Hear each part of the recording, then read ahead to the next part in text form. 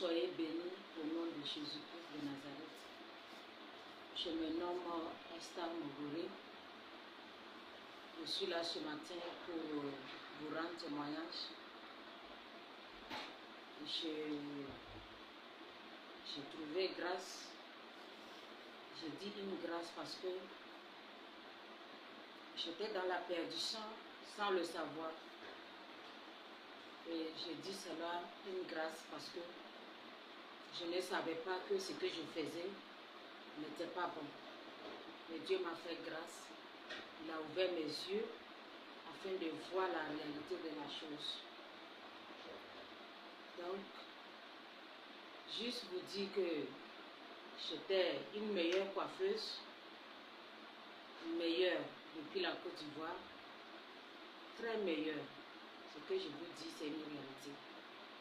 Il y a d'autres coiffeuses qui venaient même auprès de moi pour recevoir d'autres formations. Mais je ne savais pas que utiliser mèche, vraiment c'était un grand péché, ou c'était tellement grave que je peux même rater le ciel à cause de ça. Alléluia, peuple de Dieu, serviteurs et servantes de Dieu, s'il vous plaît, écoutez ce message jusqu'à la fin. Et partagez. Partagez.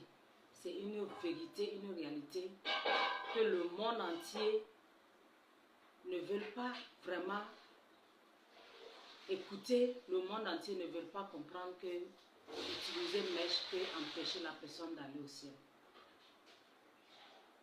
Voilà, j'étais là. Un jour, j'étais couchée dans ma chambre. Quand j'ai reçu la visite d'un frère, l'enfant à ma soeur,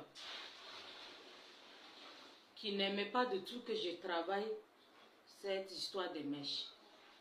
Et voilà que le jour où j'ai pris la décision de lui dire que c'est comme ça, je ne veux plus travailler, faire l'utilisation des mèches, je vais arrêter la coiffure parce que le travail des mèches là, ce n'est pas bon. Et le jour là, le frère m'a fait comprendre que pourquoi je vais arrêter. Et j'ai dit, aïe, comment ça, moi je suis dedans et tu n'aimes pas. Maintenant que je vais sortir dedans, tu me dis pourquoi je vais sortir. Et c'est ainsi que je lui ai dit que vraiment, je vais arrêter. Et j'étais là et je pleurais. Le jour là, j'ai pleuré avec Dieu. Parce que quand j'ai arrêté, ça n'allait plus. Je n'avais plus rien pour manger. Et j'ai pleuré. Le jour là, j'étais couchée là. Dieu faisant, aucun enfant n'a dormi ce jour-là avec moi. J'étais là toute seule. Et quand j'ai pleuré, je me suis endormie. Matelas bien dressé.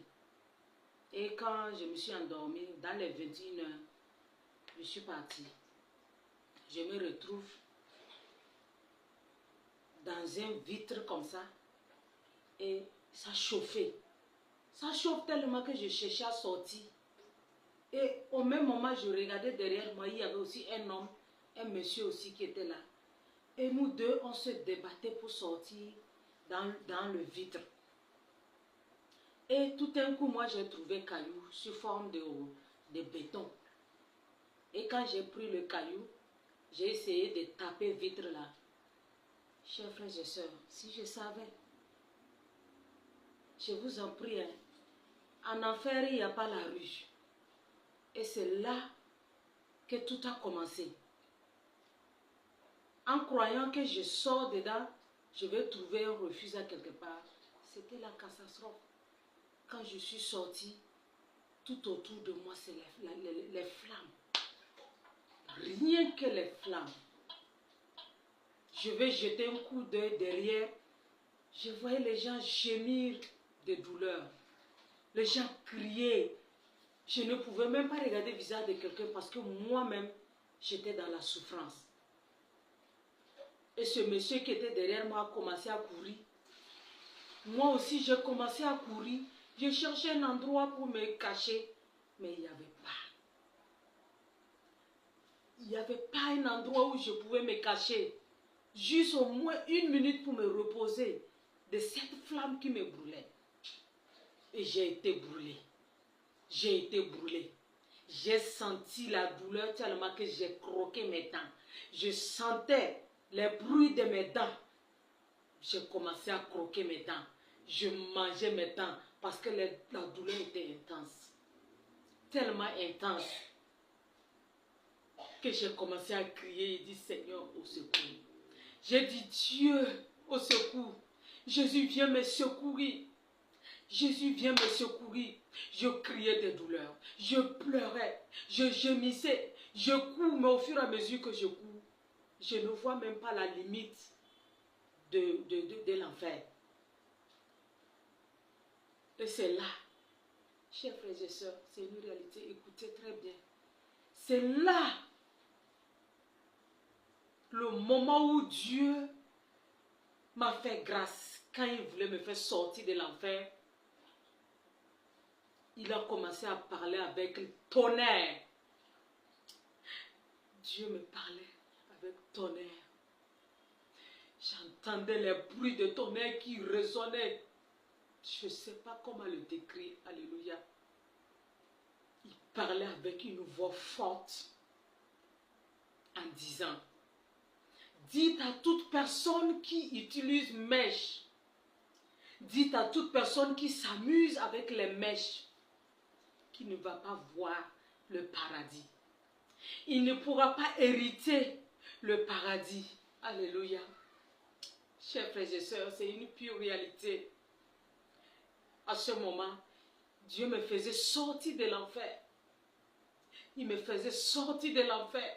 J'avais un côté qui est brûlé. C'était devenu noir. C'est bouffé comme on verse l'acide sur quelque chose et ça mange, ça verse là. C'est comme ça versait sur moi. Mon visage a commencé à couler. Ça coulait. Mais je vivais. J'étais en train de gémir. Mais hélas, personne pour me sauver.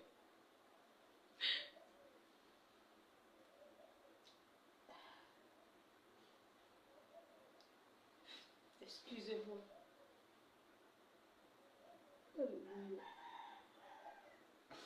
Personne. Il n'y avait personne pour me sauver. Il n'y avait que Dieu seul. Et c'est là que Dieu m'a fait sortir. Et quand il m'a fait sortir, il m'a dit de vous dire, de dire à l'humanité que s'il s'amuse avec les mèches, personne, celui qui joue avec les mèches, tu ne verras pas le ciel. Peu importe la prière que tu fais, peu importe l'évangile que tu vas aller prêcher, peu importe les messages de Dieu que tu vas donner, ma soeur, si tu n'abandonnes pas les mèches, tout ce que tu fais pour Dieu est zéro. Tu peux sauver les âmes, tu peux tout faire, mais les mèches vont t'empêcher d'aller au ciel. Les mèches vont t'empêcher de voir le paradis. Donc, s'il vous plaît, prenez ce message au sérieux et partagez, partagez, partagez, partagez, afin que ce message puisse toucher l'humanité entière et sauver les vies, sauver les âmes, sauver ceux qui sont dans l'ignorance comme moi par avant. J'étais dans l'ignorance et Dieu a ouvert mes yeux. Chers frères et sœurs, chers pasteurs, dites à vos fidèles, je vous en prie, les hommes de Dieu qui détiennent plein de fidèles dans les églises, dites à vos fidèles que l'utilisation des mèches va les empêcher de voir le ciel. Alléluia. Je vous en supplie. Voilà ce témoignage. Et quand je suis revenue à moi, il était déjà 8h et quelques. C'était un samedi nuit. Je suis revenue dans les dimanches vers les 8h et quelques. Je vous en supplie, quand je me suis réveillée, j'ai vu que le drap que j'ai bien dressé pour me coucher, chers frères et sœurs, comment je luttais en enfer là, c'est comme ça je luttais sur maintenant là. Et le drap était devenu une boule comme ça devant moi. Je me suis débattue, luttée, tout ce que je faisais en enfer, ça se reflétait physiquement sur le matelas que j'étais couché. Et le drap était plié comme ça. Et c'est là que j'ai su que vraiment. Donc, prenez au sérieux.